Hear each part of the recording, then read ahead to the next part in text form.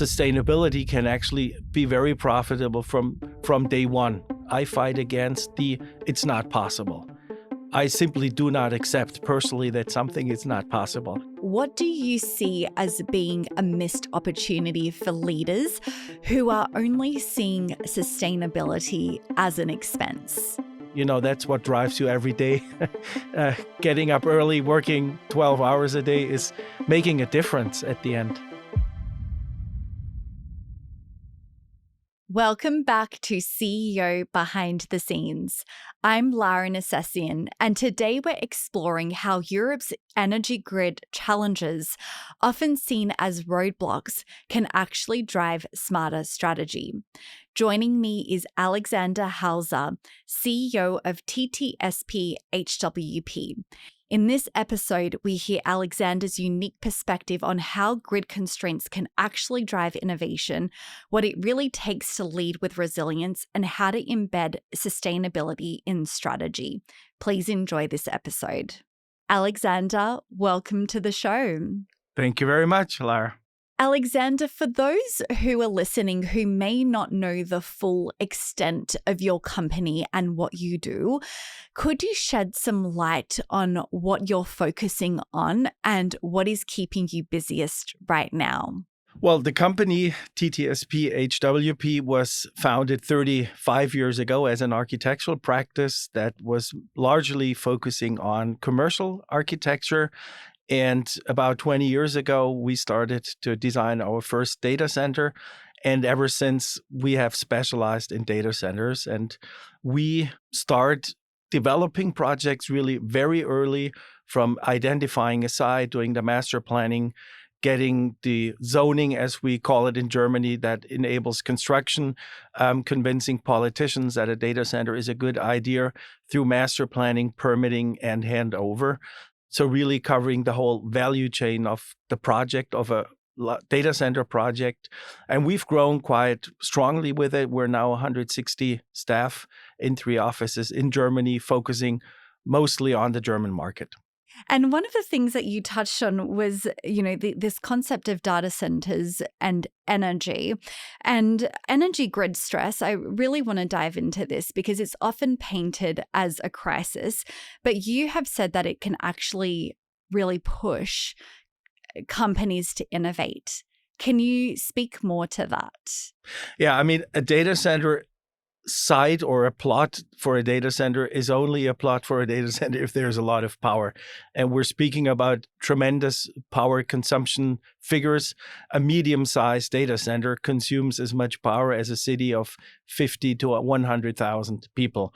And of course, the industry is concentrating quite a bit in large European markets. It's called the FLAP markets: Frankfurt, London, Amsterdam, and Paris, which is largely where the big internet nodes are. And the growth has been so substantial that over the last probably decade, let's say the buildup of the grids has lagged behind the power demand. So in most of these locations, simply there is no power anymore, which leads to different ways, different strategies to deal with it. One is definitely to look how we can save energy. And this is, of course, leads us on a direct way to sustainability, to using systems that are using less energy, less electrical energy. It's about integrating potentially renewable energy sources like solar or even wind, which, given the size of the energy consumption, can make a small piece only, but it's something that helps. And what we're seeing and what we're advising our clients is to look at new locations for data centers, maybe outside the big metropolitan areas, to areas where there is power, because it's not that there wouldn't be the energy. The energy is there. The energy is being produced on a large scale. It's just a transmission network that cannot bring the energy from where it is produced to the locations where data center clients would like to consume it. And so when you are faced with those limits and those challenges, how do you keep that momentum going instead of stalling? What are some of the practical aspects of that? Most of our clients or the end users are Americans. And the good thing, let's say, about Americans is that they are used to much larger geographies. So when they speak about Berlin or they speak about Frankfurt, for them, it might well be the city plus 30-kilometer or 30-mile radius. And this is where we early on try to identify locations. So we speak with mayors, speak with local politicians, we speak with economic development agencies to be able to offer sites to our clients that have access to power. So we're not just waiting for our clients to say we're looking in this and that region. We're actively bringing these plots, these locations to the market, and then being able to offer a solution to our clients. And what does that look like from a real practical perspective? Because I imagine there would be a lot of influencing to take that level of proactivity. How do you actually communicate those grid challenges and the solutions that you are providing in order to get these other stakeholders on board and to understand and to be able to serve your clients at the level that is required? I think the first thing we typically have to do is educate politicians about what a data center is. If you're in a small village of 10 to 15,000 people, the mayor or the council, who are at the end the key decision makers, they haven't really heard about a data center, what it is. There is a lot of, unfortunately, also bad press in the last years. And so we try to create a concept, what such a data center development could mean for the local community engagement. It could be synergies to other economic activities. And then we speak to them and say, you're in a unique position because there is a substation, for example, where different grids meet. And then we work with them identifying plots to see what maybe the city or the village has some plots there, finding ways with them to achieve a zoning, which in Germany is necessary. If you have a field, you can't just build anything on it, not a data center, but you have such a zoning process, which is a political process.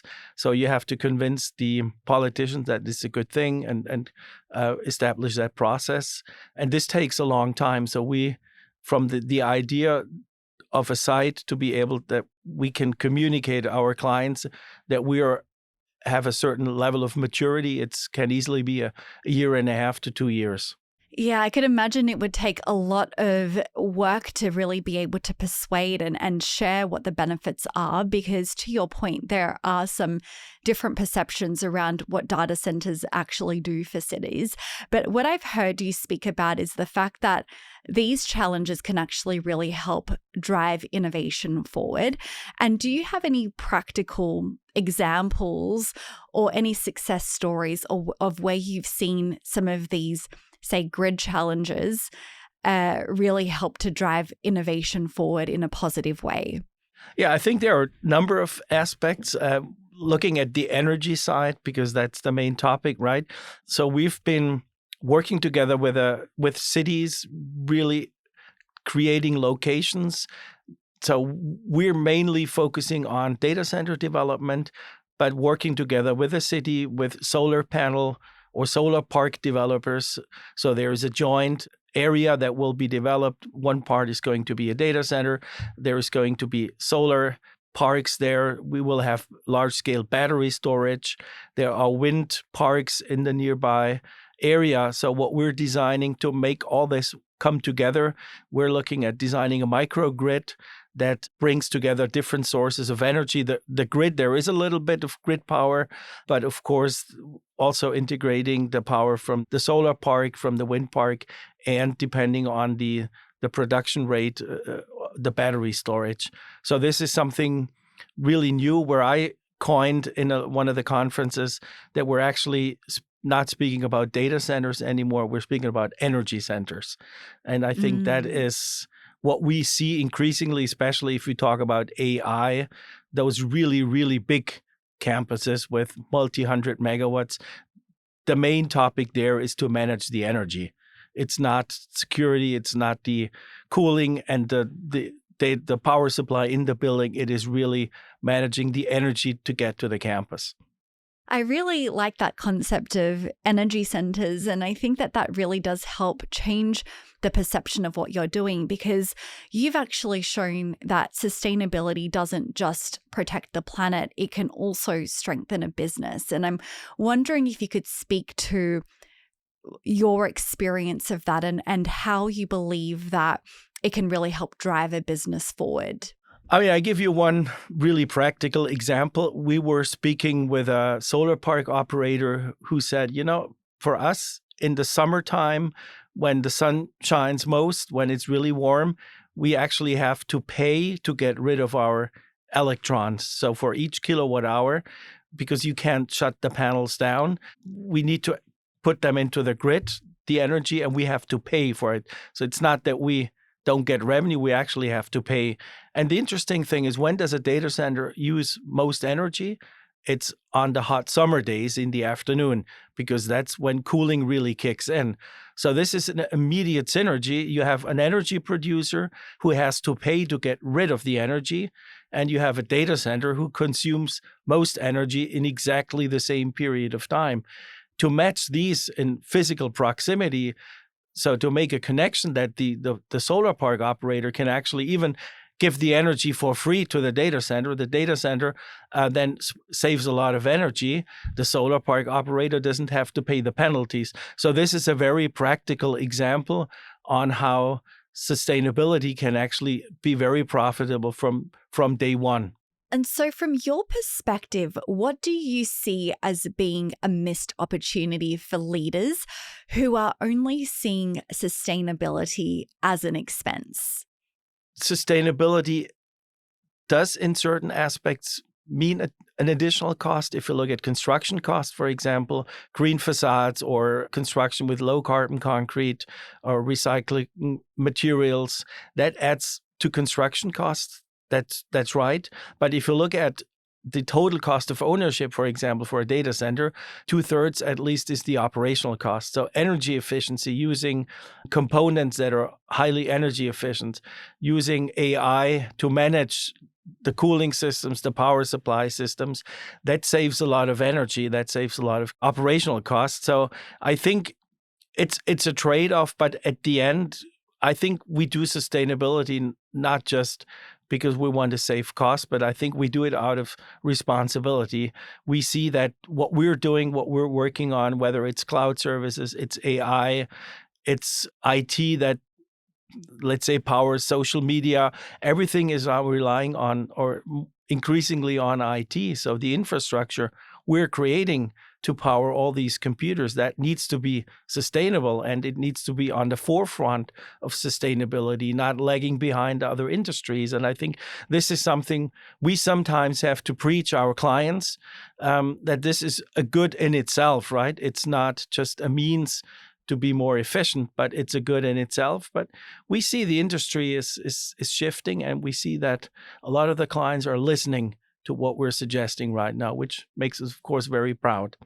Absolutely. I'm sure it's very rewarding to see the impact that the work that you're doing and the education that you are providing is having. And I'm curious to know, on that piece of profitability, do you have an example perhaps of where you've seen smart design make a particular project profitable and, have a greater impact on the planet as well? Yeah, I think talk about, let's say, profitability on a total cost of ownership base for a data center. So the key metrics is the so-called PUE, power usage effectiveness, that puts a relationship on the total power consumption of a data center in relation to the IT. And the higher the figure is, the more is being lost, because it's something that just increases cost and does not generate revenue for the data center user. And we've been working on technologies that do it completely without mechanical cooling, which means that this energy efficiency factor is much, much higher. So the operational cost of the data center, we were able to reduce it by 15-20%, which is a lot. Think about that 100 megawatt data center, which is a medium-sized data center in for Germany does have an annual power cost of about 150 million euros. So if you are able to bring these costs down by even 10%, it does have a very, very high impact on the overall profitability of the project. I can see how you've really brought the balance of the two. There's such a commercial element to the work that you're doing, but then there's a real tangible impact from a sustainability perspective as well. I'm curious to know, what was it that made your work with an impact fund possible to begin with? I would say as well, educating first our investor, which is now fully on board, what a data center is, what its role is in the economy, in the society. And then I think we relatively quickly came to the point that data centers are about energy. They're about mostly electric energy. Then we went through some of the designs we did, which were rewarded. So we won several awards for green data centers in the past. We talked about this integration of renewables. And I think then the fund immediately understood the potential we have. I think data centers will probably become the largest energy consumers on the planet relatively soon, especially if AI kicks off. So the levers we have through our work, through our ideas, also through our, I would say, leadership, trying to also convince clients that sustainability is really important, even if they haven't fully understood it yet. That really convinced the fund that enabling us to grow with their investment into future growth, of course, that will have a larger impact on the industry as a whole, because the levers are, as I said, they're really large. So you've mentioned AI a number of times throughout this conversation, and I'm wondering, how are you and your company really thinking about integrating AI into your business for the future? Yeah, I always say when we talk about IT, we're basically agnostic. So we don't, as data center designers, we don't really know what's on a specific server, if it's a cloud or AI. But we define a data center in terms of energy density, because that's what we have to design. We have to deliver power and we have to deliver cooling to the servers in the data halls. And what we're seeing now with AI is that the energy density is dramatically increasing. So before, we might have had power densities of 5 to 6 kilowatts per square meter in the data hall. We're now going up to 100, 150 kilowatts. So that means, from a technical perspective, the design of the cooling system of the building is going to change completely, reducing the footprint. On the other hand, what we see is that the overall size in terms of energy need for a data center is increasing dramatically. So we do see these multi-hundred megawatt facilities that are designed for AI, which have completely new challenges and are really creating what I said before, the energy center piece that's going to be AI, in my view. And I would love to bring this conversation back to leadership, because constraints aren't just technical, they also test leaders themselves. And so if an executive or a leader were to say, we can't do X because of a certain constraint in a system, how would you challenge that thinking and that mindset? Well, interesting. We had a workshop last week on a kind of rebranding with the fund we have on board, sustainability, and we discussed in the leadership and the management team on our core values. And one question was, what do you fight against? And I said, I fight against it's not possible. I simply do not accept personally that something is not possible. We might not get, everything. We might not reach 100% of what we wanted to reach, or what maybe the client calls for, but there's always a way, and there are always different ways to achieve near that, or sometimes going new ways. We can even overachieve the initial goals. So it's just, I always say, looking 360 degrees. There is examples out on the market. There are people who have done things maybe on an academic realm. We're getting them on board, saying, now let's do this on a commercial realm, do this bigger.